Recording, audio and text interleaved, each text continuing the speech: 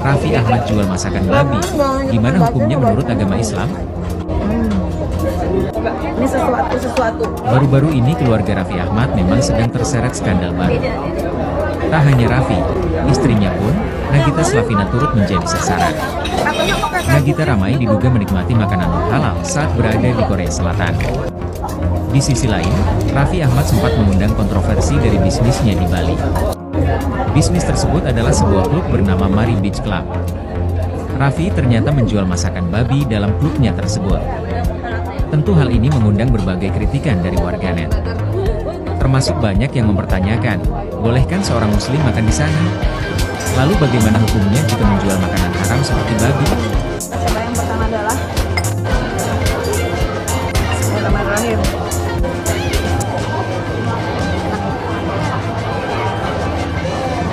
Salam saudara-saudara, berjumpa kembali bersama dengan saya di channel ini.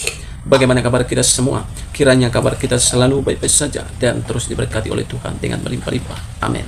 Saudara, video kali ini saya akan bagikan bagi kita video cuplikan usai viral di media sosial.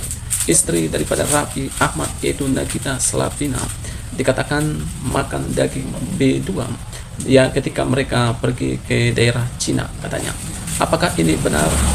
Itu biarlah menjadi urusan mereka. Apakah ini tidak benar? Ini biarlah juga menjadi urusan mereka. Tetapi yang mau saya bagikan bagi kita, apa tanggapan seorang Kumaila tentang daging babi? Saudara-saudara, tanpa berlama-lama, langsung kita simak cuplikan berikut ini. Apa yang membuat akhirnya babi ini menjadi haram sih? Asal mulanya gimana ya, Bu? Nggak ada penjelasan yang ada itu cuma tafsiran ulama. Ada banyak sekali penafsiran ulama ya mengatakan di dalamnya mengandung cacing pita. Padahal kalau dipelajari daging sapi jauh lebih banyak cacing pitanya ya. Jadi kalau menurut saya itu nggak ada penjelasan yang rasional. Tetapi mungkin juga Tuhan hanya mau menguji umatnya. Kumaila Hakimah. Halo. Halo Bang Ade. Apa kabar Kumaila? Kabarku baik Bang. Oke. Anda dipanggilnya Mela ya? Mela. Mela ini apa yang dibicarakan Mela di sana adalah memang topik-topik yang menurut saya penting untuk dipahami, didiskusikan, dibicarakan oleh nggak harus umat Islam ya, walaupun Mela kan Islam ya, oleh juga siapapun ya yang tertarik pada isu-isu mengenai culture, mengenai agama gitu ya. Karena dua hal itu adalah hal-hal yang selama ini seringkali dianggap banyak mengandung, oh itu jangan dibicarakan ya, itu adalah sesuatu yang harus kita terima dengan apa adanya dan macam-macam. Sekedar untuk menunjukkan contoh-contoh topik yang diangkat itu adalah misalnya saja ya, dia pernah bicara tentang apa Mel, salah satunya yang paling paling rame lah ya, waktu itu adalah tentang babi ya. Kira-kira Mela itu berusaha mengajak kita berpikir tentang sebetulnya pengharaman babi itu harus dibaca dalam konteks apa gitu ya. Iya, waktu itu jadi kayak aku bikin sebenarnya ya bukan aku bikin ya, maksudnya aku baca-baca kayak ada catatan antropologis gitu, terus konteks sosiohistorisnya gimana, terus aku bikin itu jadi konten tentang babi ya. Tentang kenapa babi haram. Dan saat itu juga Mela ini mengundang wawancara saya dengan saya. Antara lain saya bicara tentang babi itu, tapi justru dalam wawancara itu saya belajar dari Mela ya. Jadi saya diwawancara tapi si pewawancara memberikan pencerahan yang menurut saya sangat bermanfaat buat saya.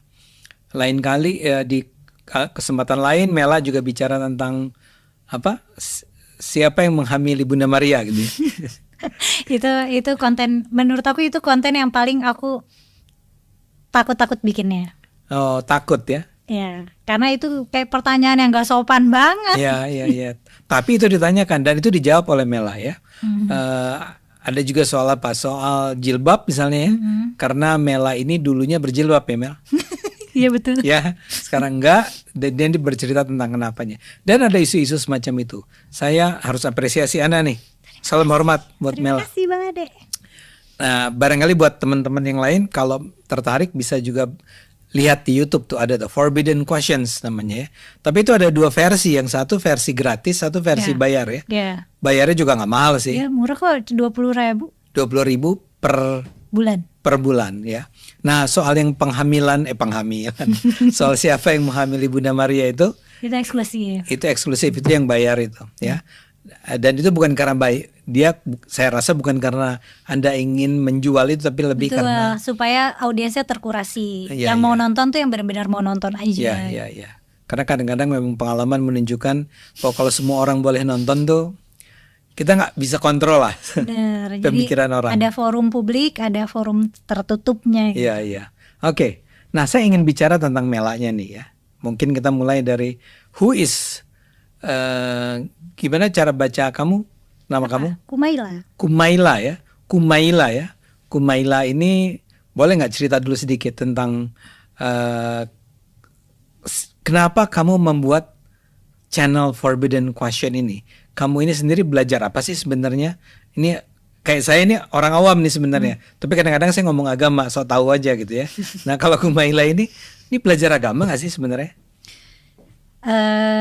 Jadi sebenarnya Forbidden Questions tuh isinya adalah konten yang topik-topiknya tuh kebanyakan adalah pertanyaan pribadi aku di masa muda atau bahkan masa kecil lah. Ini kamu masih muda, Kumaila. Jangan lupa ya. Nah, tapi sekarang udah nggak punya, maksudnya udah nggak galauin pertanyaan-pertanyaan kayak gitu. Pernah ada masalah ya? Ya, dan pertanyaan-pertanyaan itu tuh aku terusin. Jadi aku curious dan aku emang ngikutin banget. Kalau mungkin karena aku sepanjang pendidikan aku dari masuk SD itu aku di pesantren. Oh. Sampai kuliah juga masih di asrama gitu. Dan pesantren itu. Iya, di pesantren. Udah gitu juga Boleh tahu nggak di mana? Di Sukabumi. Oh, pesantren di Sukabumi. Ya, sempat di SD, SMP, sempat di SMA. Karawang juga, sama sempat satu lagi di. Oh, di beberapa tempat. Iya. Oke. Silahkan. Saya nggak ngerti pesantren, jadi Oh, di saya pikir Banten. Aku lupa. satu lagi di Banten. Ya. Jadi aku sempat pesantren di pesantren modern pernah, pesantren salaf juga pernah, kayak pesantren tradisional gitu loh, yang masih ngaji kitab kuning, pokoknya masih mengkaji secara tradisional lah gitu. Jadi aku sempat nggak sekolah setahun, lulus SMP, masuk SMA aku nggak langsung SMA, aku tradisinya tuh namanya tabarukan gitu. Jadi santri yang hafal Quran itu ada tradisi dia tabarukan dulu ke guru-guru yang lain gitu. Tabarukan itu artinya ngalap berkah. Jadi ya itu semacam tradisi aja dan aku ngikutin gitu. Kamu datang ke beberapa untuk hafalan aku didengar, diuji gitu. Oke. Sorry, kamu hafal Al-Quran? Secara sertifikat ya. Artinya apa itu? Ya artinya sudah diuji ya gitu. Oh, maksudnya kamu ada syahadah. Ada sertifikat yang menyatakan Ya, bahwa Kumaila ini ada sertifikat dari pesantren-pesantren itu dan ada dari kampus juga. Aku kuliahnya tafsir. Tafsir apa? Tafsir Quran dan hadis. Oh, jadi memang Kumaila ini belajar bukan hanya belajar agama, tapi bahkan belajar bagaimana mentafsirkan Quran dan hadis. Benar. Nah, makanya pertanyaan-pertanyaan di konten aku tuh kebanyakan heavy di agama. Dan kenapa aku ngejar banget memahami Quran, karena aku waktu itu mikir ya, waktu masih muda mikirnya kalau semakin aku kejar-kejar nih, maksudnya semakin aku pelajarin ini, nanti aku akan nemu jawabannya gitu. Nanti pertanyaan-pertanyaan aku ini akan make sense gitu. Ya gitu sih. Di mana? Dulu motivasinya gitu. Nggak, yang kamu katakan kamu kejar itu kejar di mana? Ya, ketika dulu atau dulu. Jadi kayak makanya aku suka banget belajar Quran. Terus kenapa aku kuliahnya lanjut hadis, ke tafsir. Karena emang waktu itu tuh aku penasaran banget gitu. Karena kan aku hafal Quran itu waktu kecil. Nah, jadi waktu kecil tuh aku ngerasa lingkungan aku terlalu ngelihat aku kayak anak ajaib nih gitu. Maksudnya kayak ini anak kecil udah hafal Quran gitu. Pada usia berapa kamu hafal Al-Quran? 10 tahun kamu hafal satu Al-Quran? Iya. Nah sementara kan teman-teman masih abata masih ngapalin surat-surat kecil. Nah jadinya aku sama pihak pondok suka dibawa ke Jakarta buat jadi bahan marketing gitu loh. Jadi ada forum kayak majelis talim, aku disuruh baca Quran atau diundang ke radio-radio buat baca Quran, terus kayak ya itu, tapi pada usia itu 10. Iya, itu buat marketing ini loh, di pondok kita, di pesantren kita anak sekecil ini bisa hafal Quran gitu. Ya semacam itu sih. Atau ya ikut lomba-lomba kayak ada tuh kayak lomba MHQ itu kayak Musabaqah Hafzul Quran, itu lomba hafal Quran. Dan ya karena aku masih kecil, jadi kompetitornya yang usia kecil tuh sedikit gitu. Oh, lawannya juga anak-anak kecil. Dan waktu itu tuh aku bingung kenapa orang-orang dewasa di sekitar aku bereaksi berlebihan. Karena kan aku nggak paham nih, maksudnya aku Quran kan hafal doang, bahasa Arabnya kan belum bisa. Jadi makanya waktu itu tuh rajin Waktu itu banget. bahkan kamu belum bisa berbahasa Arab, tapi hafal Al-Qur'annya. Iya, itu biasa. Maksudnya itu kan biasa orang Indonesia hafal berapa surat tapi nggak tahu artinya kan. Iya. Nah, makanya waktu itu tuh belajar banget karena aku mikir mungkin jawabannya dari situ gitu. Kayak kenapa orang-orang menganggap ini tuh big deal gitu. Oke. Ya udah. Jadi, Terus kapan? Oke, itu kan berjalan. Kapan kamu mulai memahami arti Al-Qur'an? yes. Kayaknya sampai sekarang pun masih berjalan ya. Karena Tapi kapan mulai bisa? Kapan mulai paham, oh ini artinya Al-Baqarah nih ini gitu. mungkin seiring kayak kurikulum bahasa Arab di pesantren ya. Ya Nah, itu- SMP-an, SMA-an gitu. Oke. Ya mungkin yang mendalam banget, yang lebih kontekstual itu pas kuliah ya. Ketika masuk ke Tapi tafsir itu. Tapi kalau secara literal aja kayak SMP, SMA udah bisa gitu. Nah, kamu pada usia 10 tahun itu saya duga udah pernah memenangkan Yang Quran. Ya, Iya. udah menang ya. Iya, tapi ya level kayak kecamatan, kecamatan kabupaten yang level kecil-kecil. Kalau udah di level nasional suaranya pada merdu-merdu karena kan suara kan dinilai ya. Suaraku kan jelek cempreng. Jadi nggak bisa compete gitu. Kalau udah ada penilaian merdu nggak bisa compete aku. Oh begitu. Jadi dalam Hafiz Al-Quran tuh ada soal Ada merdu. seninya, benar. Ada seni yang lagu-lagu kan suka baca Quran di lagu-lagu. Aku nggak bisa. Nah, keluargamu semua memang ingin kamu menjadi Hafiz ya. Keluarga aku religius, ibuku hafal Quran. Oke. Abahku akademisi studi Quran. Akademisi studi Islam. Akademisi Ya, studi Islam. guru besar studi Islam lah. Kamu Jadi emang suportif banget untuk aku ada di jalur itu gitu. Aha. Kakak adik? Kakak adik juga, maksudnya kakak aku hafal banyak gitu. Cuman kayaknya karena yang semangat doang, yang semangat belajarnya aku doang, jadi kayak aku doang yang di-push gitu. Yang lain nggak terlalu di-push. Oke. Nah, oke itu latar belakang nih ya.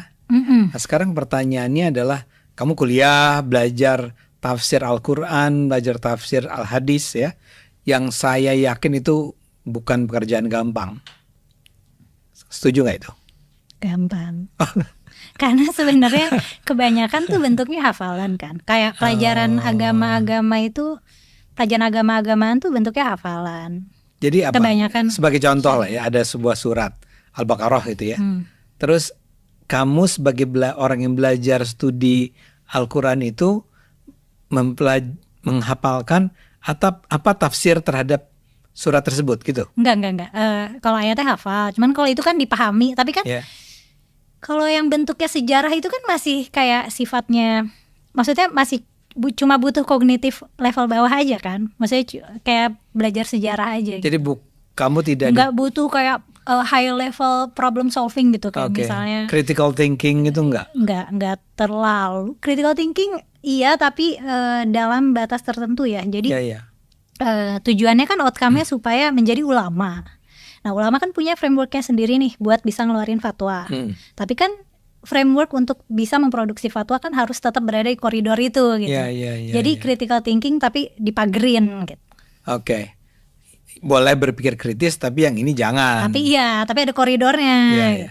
Nah, sekarang saya melihat kamu sekarang ya. Kamu bercerita tentang di masa lalu kamu adalah seorang hafiz, orang studi tafsir. Aku nggak mau dibilang hafiz deh, maunya kayak dibilang kayak Quran nerds gitu. Kayak. Tapi kamu hafiz kan? Di sertifikat itu dibilang kamu hafiz. Bener. Ya oke. Tapi aku tuh agak agak nggak Terganggu. srek sama labelnya Oke, karena oke, kayaknya oke. tuh kalau Hafizoh itu kan literally Hafizoh itu kan artinya literally penjaga ya. Jadi Oh. yang menjaga Quran dari perubahan gitu. Oke. Tapi Seharusnya itu artinya. iya, dan itu kan bentuknya ibadah ya. Maksudnya kita menjaga Quran ini dari perubahan gitu. Dan itu bentuk ibadah. Sedangkan aku ngerasa itu bukan ibadah. Itu karena aku minat aja, karena Ya, aku ya, ngulik-ngulik gitu. Jadi Ya. aku lebih kayak nerding out Ya, gitu. oke. Jadi Quran nerd ya. Ya, Quran nerd ya. Ya, Aku oke. lebih srek.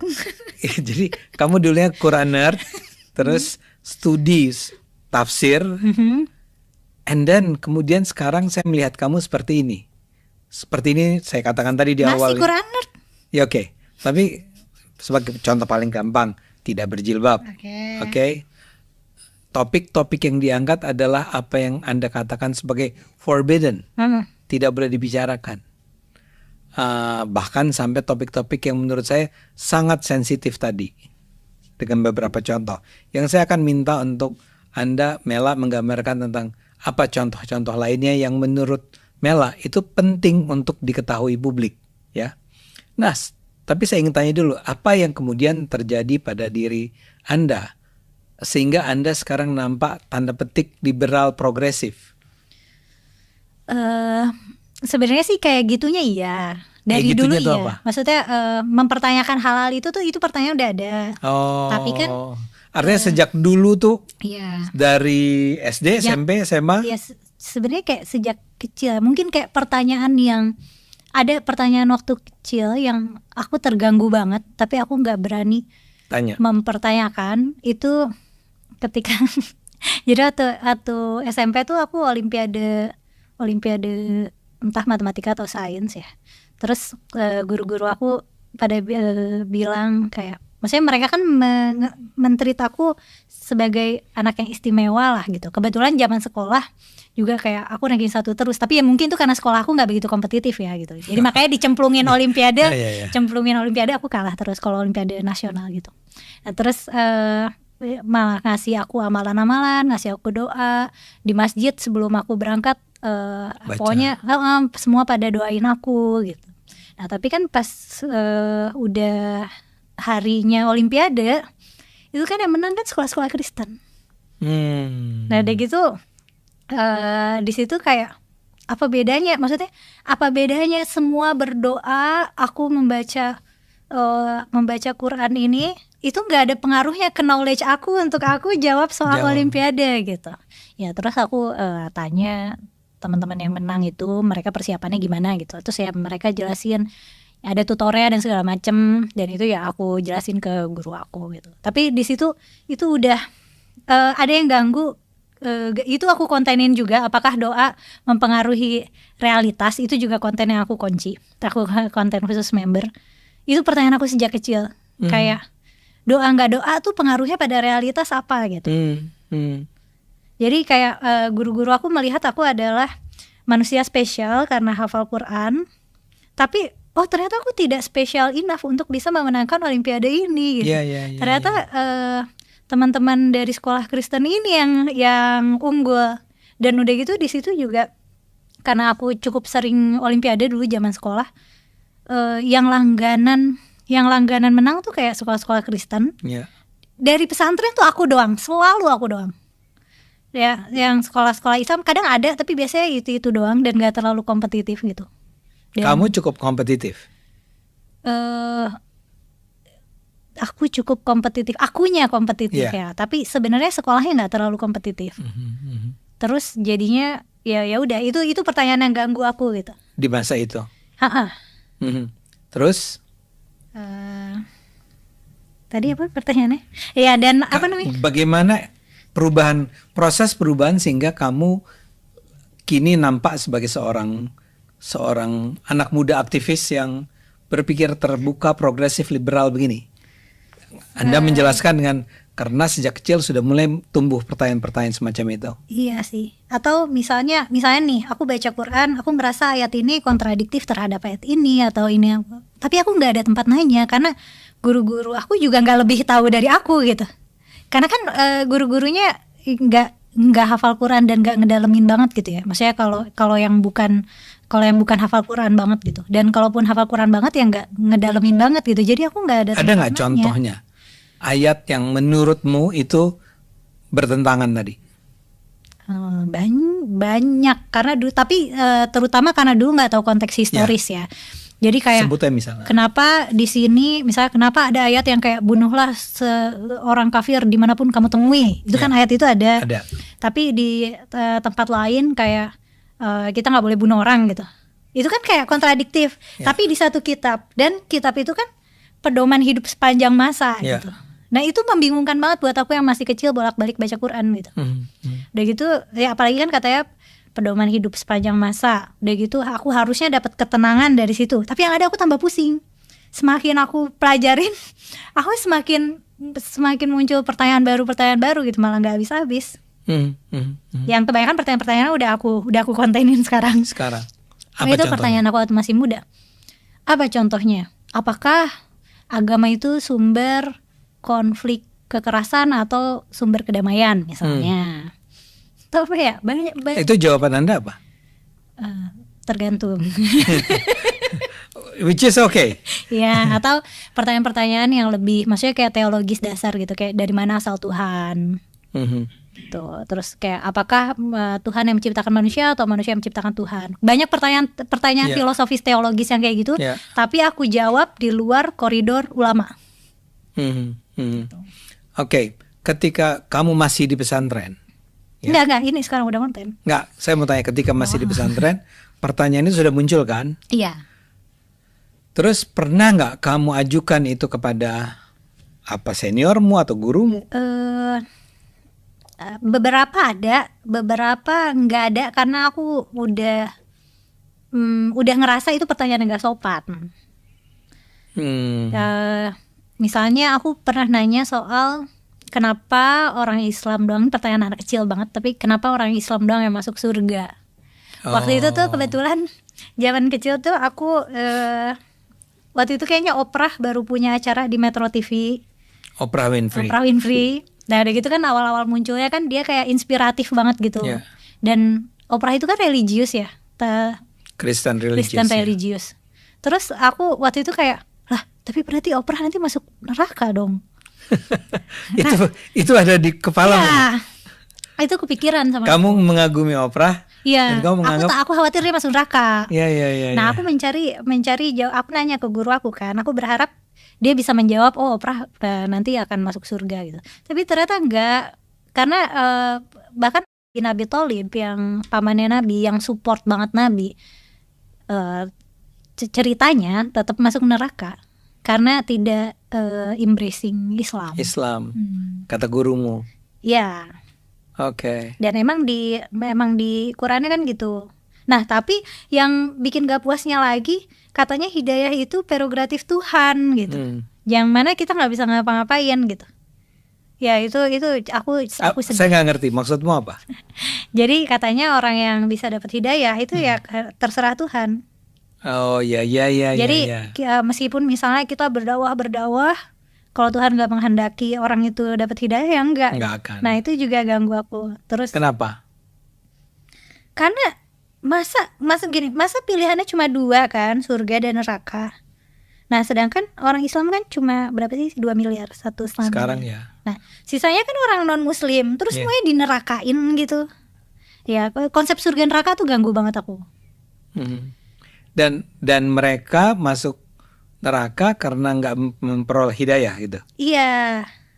Padahal yang nentuin dikasih hidayah atau enggak Tuhan juga. Iya benar. Nah jadinya kan aku mau pertanyakan sifat-sifat Tuhan.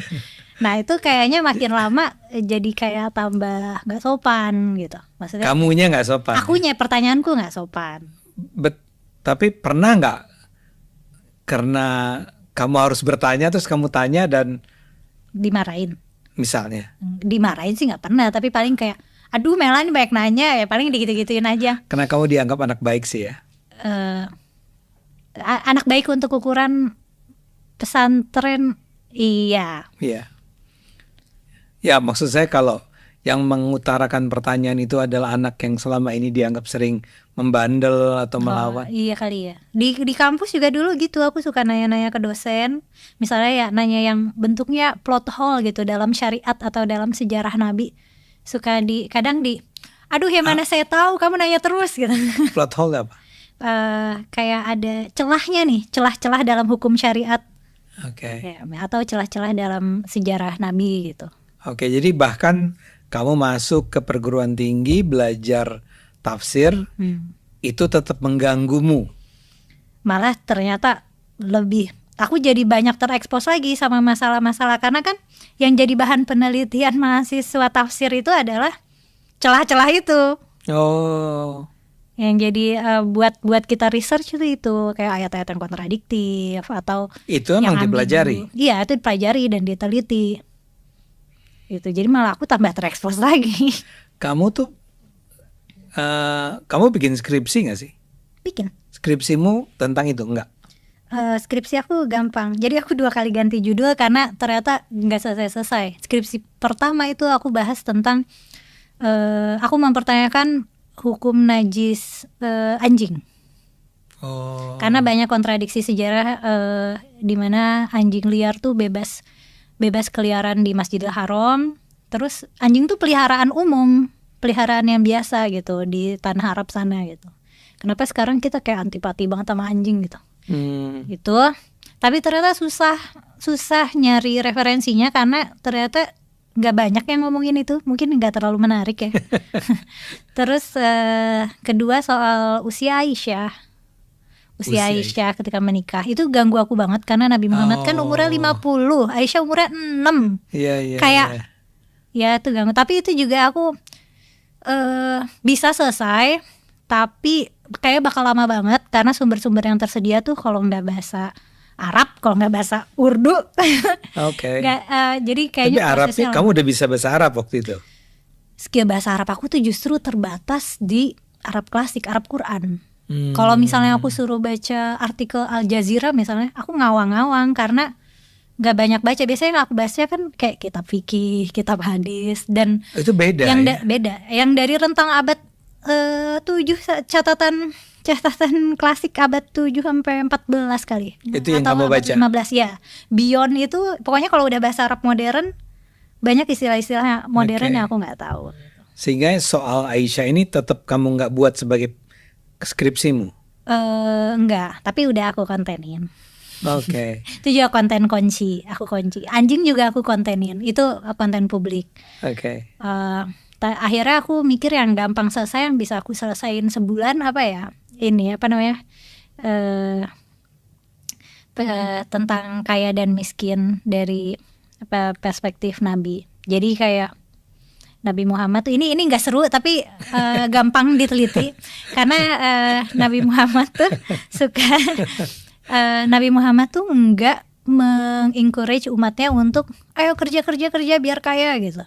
Dan bahkan ahlus sufah biasanya yang ngemper, yang nggak punya rumah, ngemper di masjid, itu sama Nabi nggak disuruh kerja, nggak digituin, malah kayak disuruh zikir gitu. Terus kan Nabi punya definisi kayak itu kayak hati yang gitu-gitulah. Tapi di sisi lain miskin tuh nggak boleh. Iya. Jadi kayak mengejar kekayaan itu tidak di-encourage. Tidak didorong. Iya, tapi menjadi miskin juga ada larangan-larangannya. Nah, itu kan gampang, tinggal studi pustaka doang. Dan kesimpulan Anda apa? Kesimpulannya ya udah gitu. Nabi nggak ngerongrong orang. Jadi di dalam Islam menjadi kaya tuh bukan anjuran keras. Tapi kalau menjadi miskin itu larangan keras. Cuman sialnya ada kayak semacam golongan mistik lah yang kayak melihat harta itu adalah ya godaan dunia dan semacamnya, dan malah encourage orang Islam tuh untuk jadi miskin aja gitu karena itu lebih dekat sama surga gitu, yang gitu-gitulah. Jadi di situ ya aku iseng-iseng bahwa ya pansan orang Islam miskin-miskin dan legowo gitu. Iya, ikhlas dia menerima kemiskinannya. Iya benar. Oke. Kayak gitu sih. Nah, ini walaupun Anda bilang Anda sudah munculkan di konten terkunci tadi, Kalau soal Aisyah tadi apa kesimpulan cepatnya? Gini, karena buat penonton nih, Aisyah itu menikah dengan Nabi, kabarnya umur 6 6 berumah tahun. tangga, akadnya umur 6, berumah tangganya umur 9. Nah ini kan problematik ya buat masyarakat modern mungkin. Kayak ngebayangin bapak-bapak umur 50 tahun nggak deketin anak TK, kamu nikah sama saya ya gitu. Itu kan serem ya. Iya. Nah tapi kalau kesimpulan cepatnya, Aisyah nggak semuda itu, tapi masih muda gitu, bisa jadi rentang 14 sampai 19. Karena banyak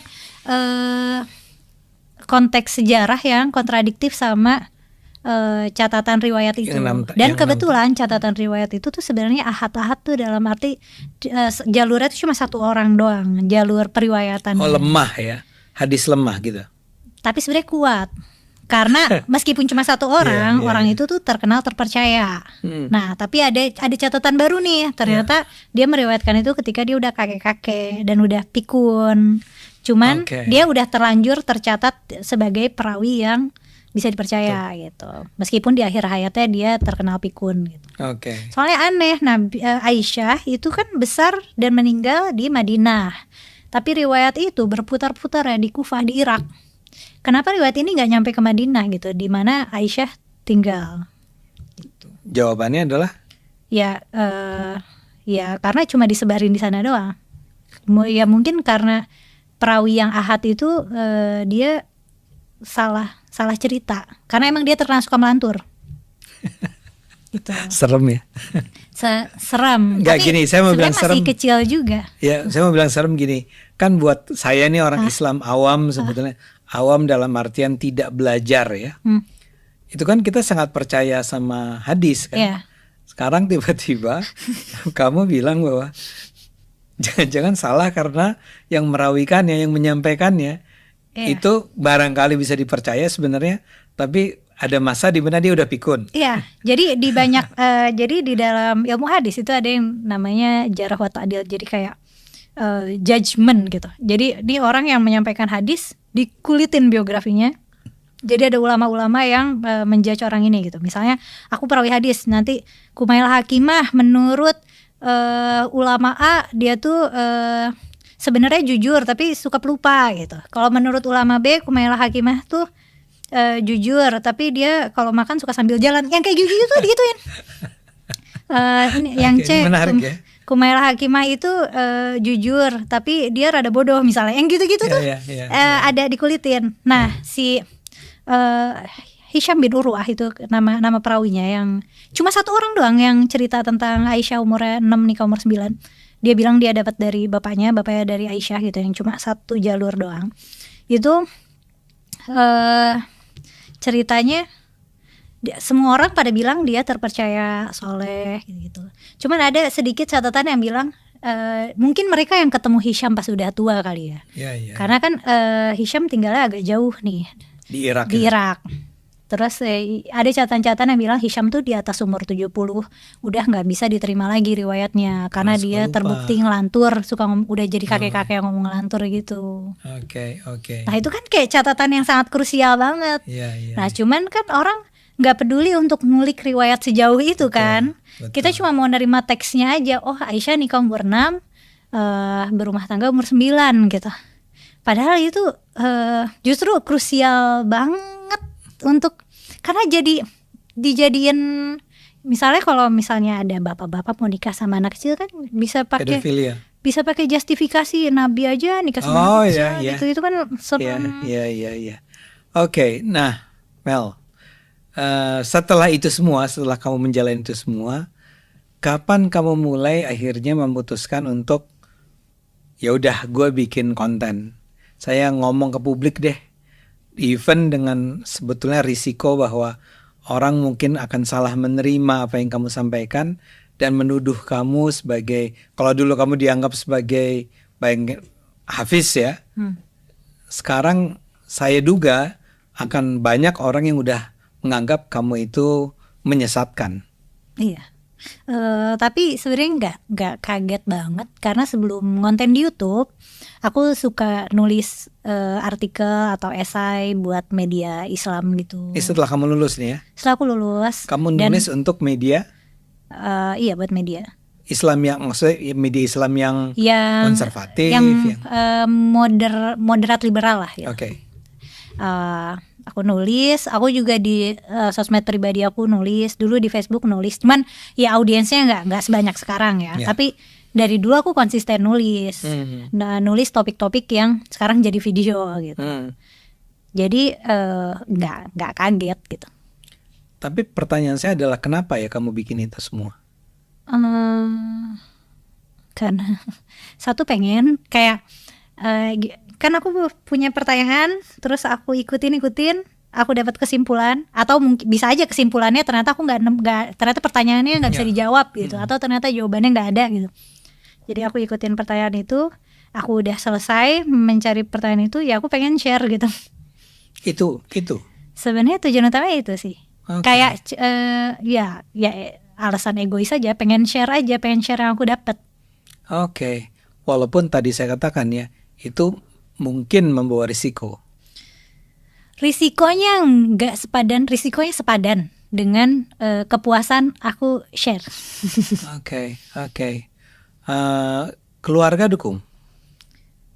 Nah, tadinya tuh ya, aku tuh karena abahku kan akademisi studi Islam ya, dan pokoknya keluarga aku tuh kayak keluarga santri gitu loh. Iya. Nah, ini Muhammadiyah lah ya?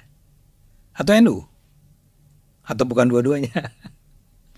kayaknya kalau kecondongan lebih ke NU. Ke NU ya. Oke.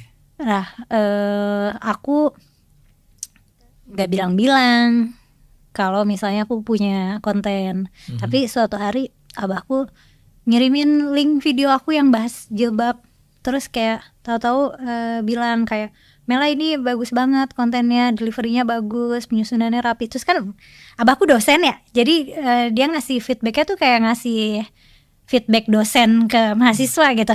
Dan kebetulan feedbacknya bagus, terus aku jadi kayak untunglah, berarti aku nggak harus ngumpet-ngumpetin lagi, karena aku umpetin.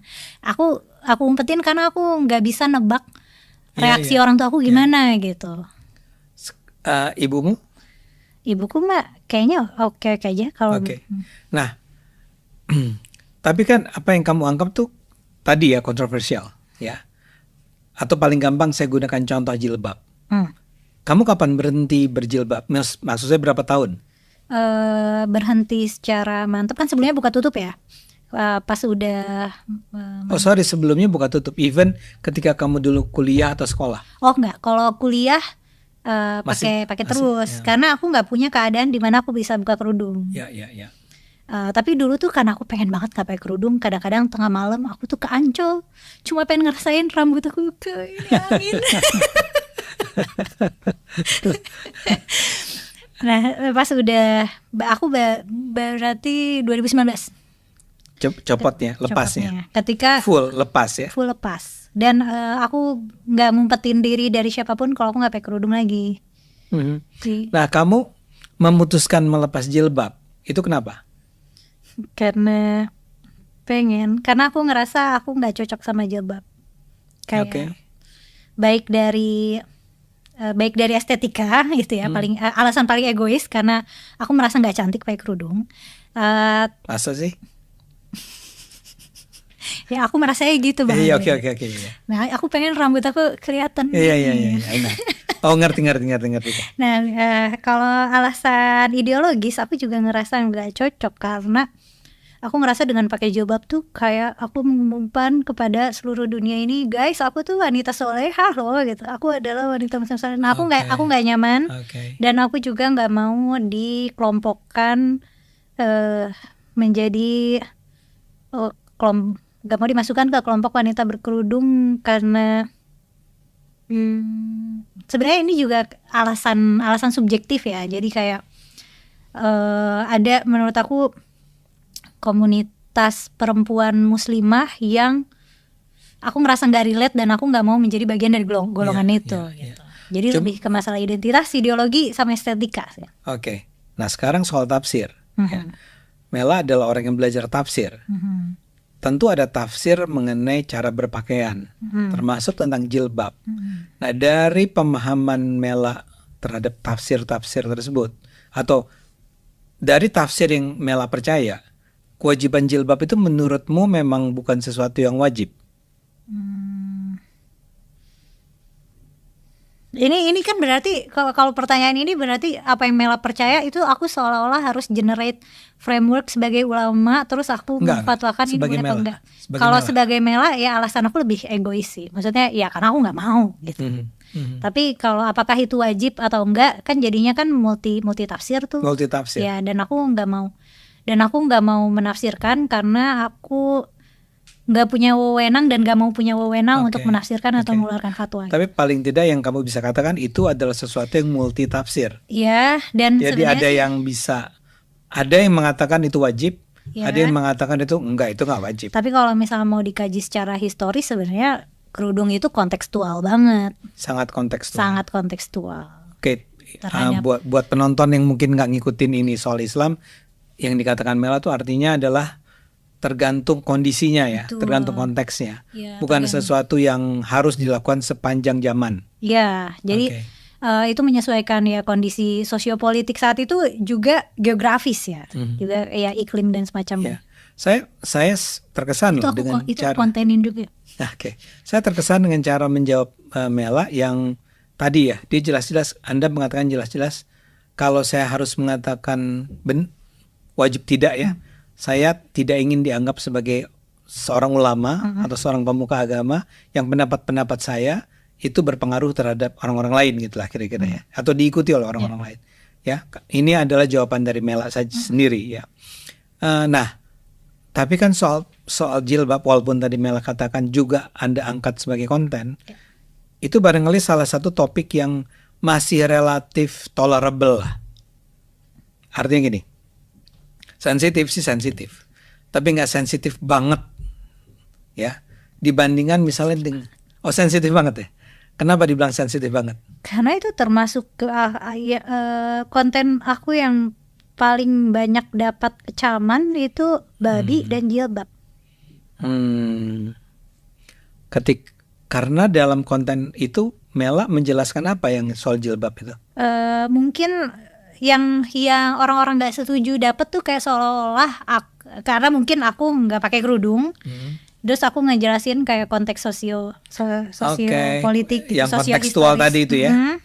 Jadi yang penonton dapatkan itu seolah aku implying kalau aku lagi nyari celah jilbab tuh nggak wajib loh gitu. Padahal sebenarnya aku nggak berjilbab tuh irrelevan terhadap mau itu wajib, sunnah, mau konteks sejarahnya gimana.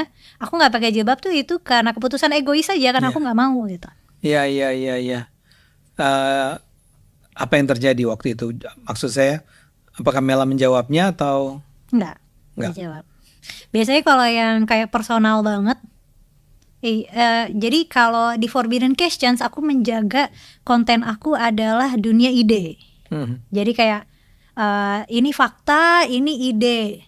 Tapi apa yang milik aku, apa yang personal buat aku nggak aku share.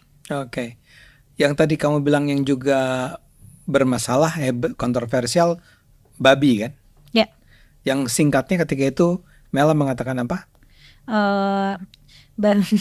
Babi itu haram karena babi itu tidak etis di tanah Arab dimakan gitu. Maksudnya itu kan bukan eksklusif aturan Islam ya, di aturan Yahudi juga gitu, dan itu tuh kayak aturan. Yahudi juga tidak boleh makan babi. Yahudi nggak haram boleh makan babi. Oke. Jadi mungkin teks pertama yang mengharamkan babi itu ada di Yerusalem, di Torah. Babi itu haram, dan itu tuh ya jauh dari Islam, mungkin 3.500 tahun lebih early daripada Quran teksnya. Jadi warga sana udah mengadopsi dietnya tanpa babi gitu. Nah, kenapa babi itu sampai nggak boleh banget gitu? Itu kan pertanyaan yang menarik banget ya. Kenapa nggak boleh banget Di selain di Islam? Karena di belahan dunia lain orang-orang makan babi dan nggak apa-apa gitu, sehat-sehat aja kan. Selama ini kan di kita kan rasionalisasinya penyakit lah, cacing pita. Nah itu juga aku bahas tuh dari mana rasionalisasi itu berasal. Terus sebenarnya alasan utama nggak etis tuh ya karena tidak ramah lingkungan. Jadi dietnya babi itu mengkonsumsi air jauh lebih banyak dari manusia. Nah sedangkan air adalah komoditi yang mahal kan di tanah Arab sana saat itu. Benar. Nah jadinya beternak babi itu nggak etis. Dan makan babi juga jadinya nggak etis, dan lama-lama nggak populer, jadi tabu gitu. Terus ya dikristalin aja sama ajaran agama, haram gitu, haram makan babi gitu. Tapi saya ingat sekali ketika kita ngobrol itu, Mela menyebut bahwa babi yang disebut di dalam Al-Quran itu bukanlah babi seperti yang kita kenal sekarang. Lebih tepatnya nggak tahu, karena mereka pakai kata itu ya Apa namanya? khinzir, ya itu ngikutin dari Torah aja. Oke. Nabi Muhammad dan para sahabat nggak tahu khinzir itu kayak gimana. Nabi Muhammad dan para sahabat nggak tahu Iya, khinzir itu seperti apa. Karena itu kan nyadur Taurat. Jadi banyak hukum, banyak kisah syariat di Quran itu yang mirip kayak Taurat. Perjanjian Lama, ya. Oke. Anda mau bilang bahwa di masa itu di tanah Arab tidak ada khinzir? Pas zaman Nabi nggak ada. Ada catatan arkeologisnya kok. Jadi saya ulang ya. Jadi tidak ada khinzir itu, tapi ada ayatnya. Ya. Oke. Yang menurut Mela adalah apalah, diambil atau disadur atau dipinjam dari Taurat. Oke. Itu juga akan menimbulkan masalah ya. Anda menghadapi banyak kritik kali ya. Betul. Tapi sebenarnya kritiknya ya maksudnya di permukaan. Justru kritiknya tuh lebih kayak lu ngapain nanyain kenapa babi haram, kayak nggak usah dipertanyakan lagi. Kalau udah dibilang haram ya haram gitu. Oke. Tapi kan sebenarnya Anda bisa katakan yang haram tuh khinzir. Itu mah Bang Ade. Nggak, iya.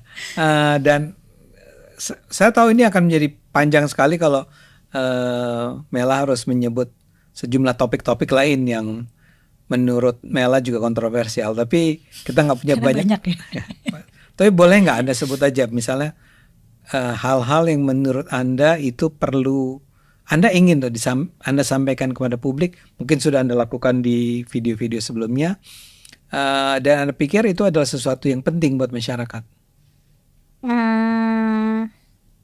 Mungkin yang sifatnya doktrin-doktrin agama yang sifatnya itu mengingkari realitas ya. Seperti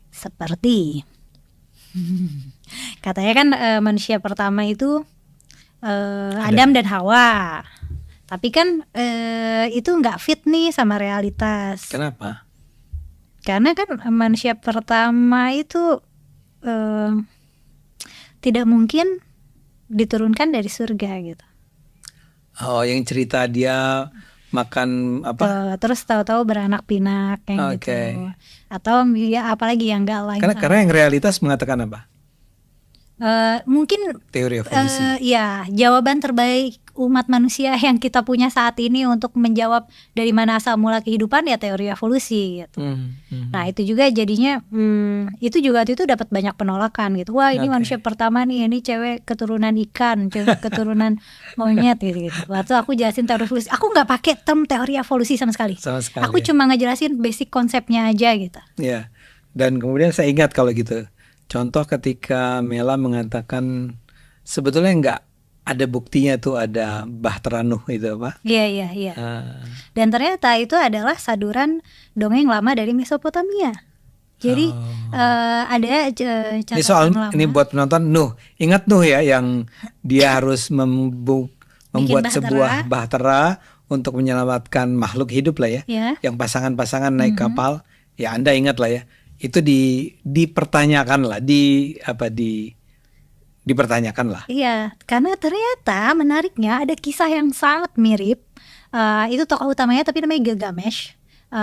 Dewa, ada tuhan-tuhannya gitu, ada dewa-dewanya, aku lupa, mungkin ada Anunnaki atau Ra atau siapa. Dan itu ngasih perintahnya sama, bikin bahtera buat menyelamatkan umat manusia karena kalian udah pada maksiat. Pengen dibinasakan dunia ini, mau kasih hujan supaya tenggelamin dunia gitu. Yang selamat cuma yang naik bahtera doang.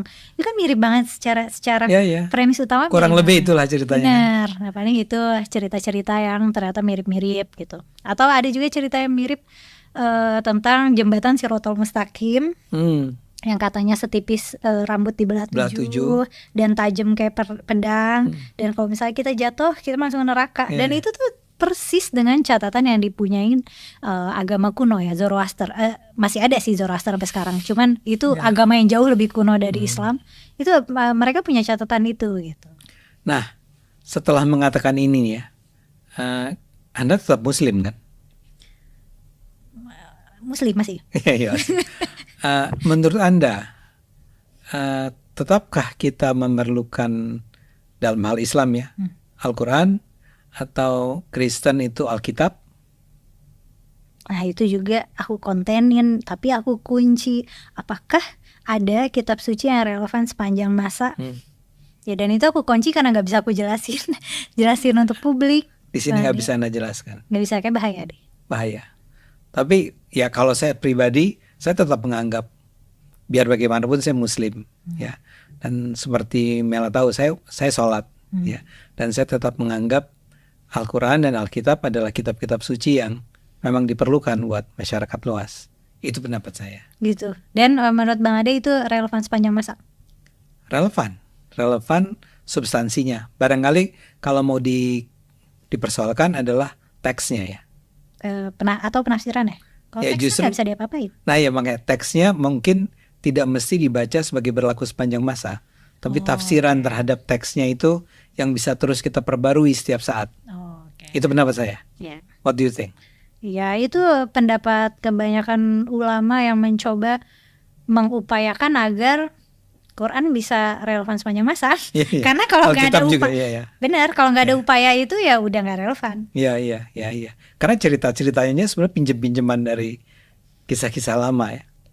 Iya, tapi kan biasanya kalau di Islam alasannya karena Quran itu adalah penyempurna kitab-kitab terdahulu. Iya. Makanya mirip. Iya. Saya sendiri tidak terlalu comfortable dengan argumen bahwa Al-Quran lah penyempurna dari yang sebelum-sebelumnya. Ya itu lebih enak didengar ya. Itu enak didengarnya kan. Tapi sebenarnya setiap kitab suci ataupun ajaran menurut saya sempurna pada dirinya sendiri kan. Kalau dalam pandangan saya. Tapi karena saya bertanya pada Anda, jadi kita nggak usah debat di sini. Oke, tapi ini terima kasih Mel. Ada lagi yang mau Anda sampaikan? Gak ada, Bang Ade. Gak ada ya. Ini wawancara memang harusnya 3 jam ini. Sehingga Mela bisa ceritakan setiap isu, topik yang menurut Mela itu penting diketahui publik. Jangan khawatir penonton, karena masuk aja ke Forbidden Questions ya. Itu menurut saya salah satu channel yang sangat mencerahkan ya.